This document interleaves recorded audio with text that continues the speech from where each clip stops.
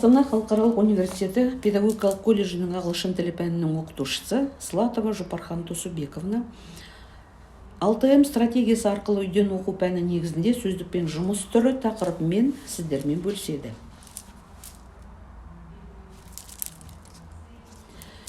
Келесі жоспар бойынша жұмыс жүргізіледі.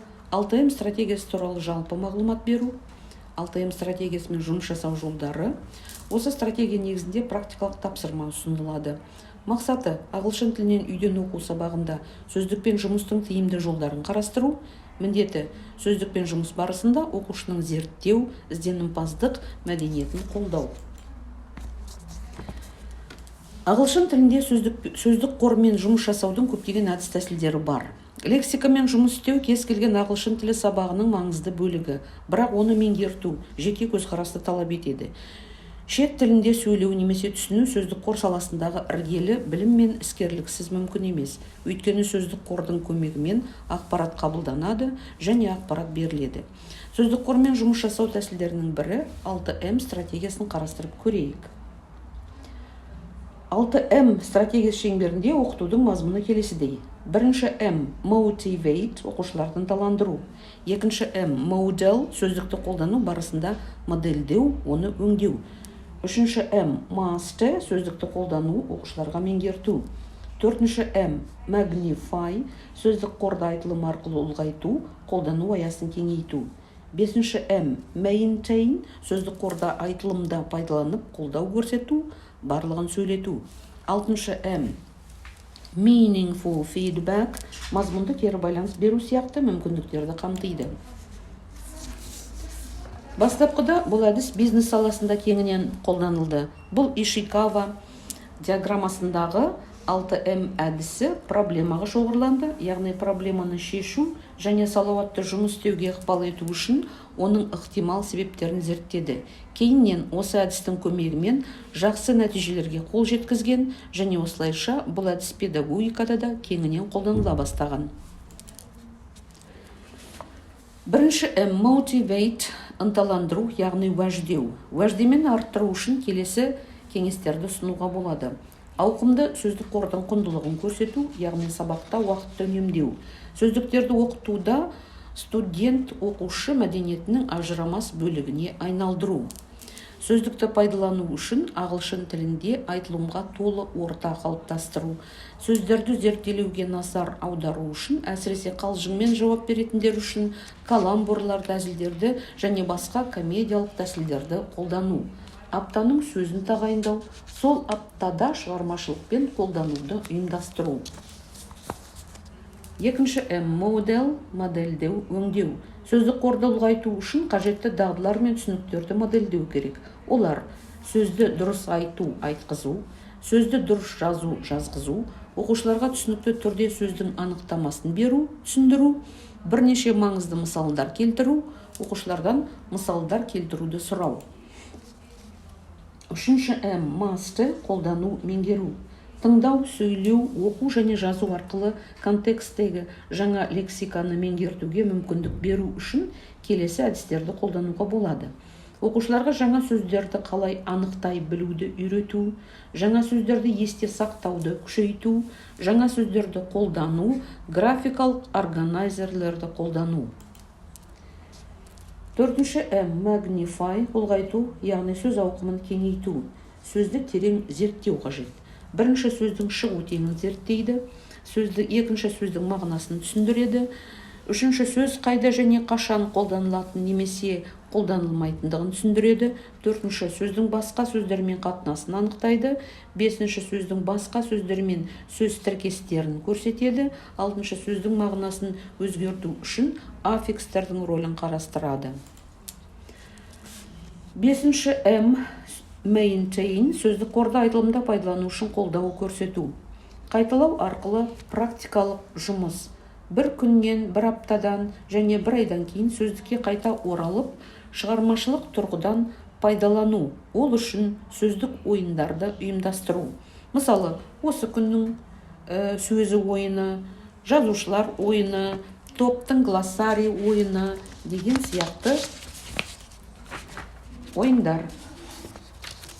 Алтыншы М. Meaningful feedback. Маңызды кері байланыс беру. Екі жақтың да теңгерімі ескерілген кері байланыс беруге тырысыңыз.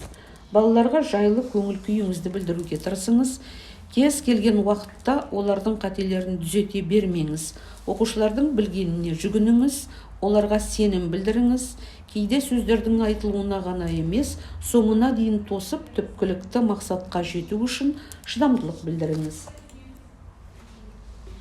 Осы әдісті тәжірибеде қолданып көрейік. Осы әдісті жүзеге асыру үшін ағылшын жазушысы Джозеф Крониннің The Scholarship шығармасының қысқартылған түрі алынды. Студенттер мәтінді оқып, басты сөздерді анықтады делік. Мәтінде 3 сөз қызыл түспен көрсетілген. Байқасаңыз, мәтіннің бар ойын алып тұрған басты сөздігі scholarship, friendship және rival сөздіктері. Енді осы сөздердің ішінен scholarship сөзін 6M стратегиясына салып көрейік. Бірінші М. Motivate. Оқушылардың таландыру үшін біз олардың алдына қолжетімді мақсат қоямыз. Біздің жағдайымызда мақсат мәтінді түсіну үшін сөздік талдау. Сонымен қатар тақырыптың басты сөздерін 6M стратегиясына салу. Және уәждемені арттырып, студенттердің таландыру үшін шәкіртақы туралы сұрақтар қойылады. Бірінші сөздің анықтамасын береміз. Берілгендей. Сұрақтар. Did you get a scholarship last year? Would you like to know what is it? If you win a scholarship, what would you spend it on? To get a scholarship, what you need to do? Which students should receive a scholarship? Are you able to get a scholarship? Екінші model scholarship. Шәкіртақы сөзі айтылуын қамтамасыз етеміз. Сөзбен аударманы жазамыз. Scholarship сөзі 11 әріптен 8 дыбыстан тұрады. Сөз келесі бөліктерден тұрады. Scholar және shape. Сөздің алғашқы бөлігі екпінді. Сөздің анықтамасын береміз. Байқасаңыз, біз сөздің анықтамасын бірнеше рет қайталаймыз. Сөзді қолдану үшін мысалдар береміз. A select group of students will receive scholarships in our group. That is, only successful students in their studies receive a scholarship, and we'll have to try harder next term to receive a scholarship. Saule won a scholarship to study abroad. She got a scholarship to Yale University. After winning the scholarship, Talgat never looked back. His scholarship affected our friendship. We are not friends anymore. Үшінші master. Scholarship сөзінің суретін көрсете алмаймыз. Бұл сөздің есте сақталуын еселеу үшін айтылымды ұйымдастырамыз. Ол үшін жағдаяттар ұсынуға болады. Мысалы, Robert Shannon will be able to continue his studies only if he gets the scholarship founded by Sir John Marshall, but his best friend Gavin becomes his rival. Your opinion on this case? Fill in the gap стиліндегі тапсырмалар орындатуға болады. Мәтіндегі басты кейіпкерлер арасында диалог құруға болады. Мысалы, As I understand, you apply for a scholarship. Yes, I am trying to. Because my father has business problems. I would like to do something for him. All the smart boys in the country are competing. 12 years have passed since the Leavenford boy received the scholarship. One of us must win. You can be him, Gavin. You are a fine scholar, I think. I want to win it for my father, but I think you have a better chance. I want with all my heart to be a doctor who does research. It is bad that we will have to fight each other over scholarships, and of course, this will not affect our friendship. Robert thought, Gavin and I, one of us must win, and we are rivals. Қорытындысында жоғарыда айтылған графикалық органайзерді толтыртуға болады. Төртінші М. Magnify. Scholarship сөзі қай сөз табына жатады? Яғни сөздің формасы зат есім, жекеше түрі, көпше түрі беріледі. Сөз келесі бөліктерден тұрады. Scholar және ship. Сөздің алғашқы бөлігі екпінді. Ship суффиксы белгілі бір дағдыға ие болу. Мысалы, salesmanship, сату дағдысы сияқты, және ресми немесе әлеуметтік мәртебені білдіреді. Ship суффиксы ағылшын тілінен неміс тілінен енген әлеуметтік мәртебесімен қатар ұстанымын, сапасын, белгілі бір топқа жататындығын да көрсетеді. Школа сөзіне келетін болсақ, студент, оқушы, білім алушы деген мағынаны білдіреді. Және оның келесі мағынасы ғалым, филолог, білгір, сарапшы дегенді білдіреді. Осылайша сөз туралы білімімізді кеңейтіп іздене беруге болады. Синонимдер мен антонимдерін табуға болады. Осы сөзбен сөз тіркестерін, тұрақты сөз тіркестерін, осы сөздің түбірінен туындаған туынды сөздер тізбегінде беруге болады. Мысалы, to create a scholarship, to establish a scholarship, to win a scholarship, to gain a scholarship, to apply for a scholarship. Туынды сөздер тізбегі. Scholar, scholarly, scholarship. Scholarly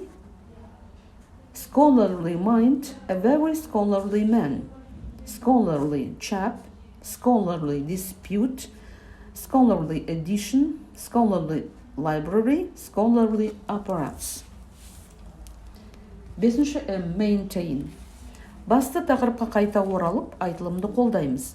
Оны келесі жоспар арқылы жүзеге асыруға болады. Name the title of the story. Name the author of the story. What is the story about? Name the main characters. Describe the leading characters. Speak about the content of the story briefly. Is the plot interesting? Why? Describe an exciting part of the story. What is the main idea of the story? 6. Meaningful feedback. Оқушылардың жұмысына келесі ереже негізінде кері байланыс жасаймыз. Бастапқыда қандай нүктеде болғанымызды және қазір қайда екенімізді анықтаймыз. Жағымсыз тұстарға шоғырланбаймыз, жетістіктерге басты назар аударамыз. Оқушылардың басты қателіктерін ұсыныс беру арқылы түзетеміз, бірақ бір-бірінің білімін салыстырмаймыз. Кері байланысты келесідей тәсілдермен де ұйымдастыруға болады. Әңгімелесу арқылы. Мысалы, бүгін өзіңе пайдалы тиімді білім алдың ба? Did you receive useful, effective knowledge? Бүгін не үйрендің? What did you learn today? Қандай мәселеге көңіл аудару қажет? What problems should you pay attention to? Қандай әлді әлсіз тұстар анықталды? What strengths and weaknesses have been identified? Және insert тәсілі арқылы, яғни бұл маған белгілі, бұл мен үшін жаңа, түсінбедім, бұл туралы топта әңгімелесуім керек деген insert әдісін қолдануға болады. Және KWL әдістері, яғни білемін, білгім келеді, біліп алдым деген сияқты. Ағылшын тілінің күрделілігі сонда, ол амофондардан, амографтардан, көп мағыналы сөздерден, идиоматикалық және контекстерде қолданылатын күнделікті сөздердегі шатастырулардан тұрады. Осы себептен мұғалімдердің қолдау көрсетуімен студенттердің, оқушылардың сөздік қорымен жұмыста ізденіп, зерттеу жүргізуі өте маңызды. Назарларыңызға рахмет.